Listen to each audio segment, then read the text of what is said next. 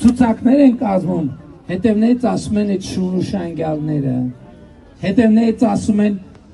են փողը տվել են եւ նկարագրում են սեռական գործով, այսինքն նկարագրում են մարմնավաճառի եւ կլիենտի հարաբերությունների։ Սա է սրանց պատկերացումը Հայաստանի մասին եւ այդ պատկերացումը, որի կրողներն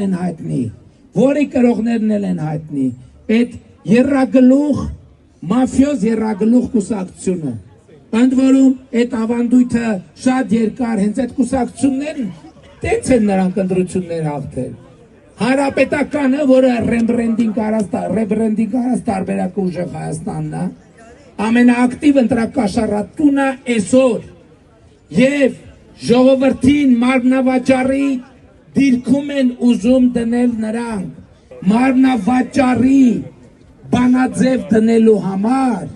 պետք է իրանք պատասխանը ստանան, բայց ոնց իրանք այդ իրեք ուժից ԲՀԿ, հիմա մեկն էլ բան է անում, չէ, շպիոնաժի գործով ձերբակալված է, թե ինչ է։ Ցմակ աշխարհակիրներին, ուժեղ Հայաստան դաշի։ Այս իրեք քաղաքական ուժերը մի պատգամավոր պետքա չունենան հաջորդ խորհրդանում, մի պատգամավոր պետքա չունենան։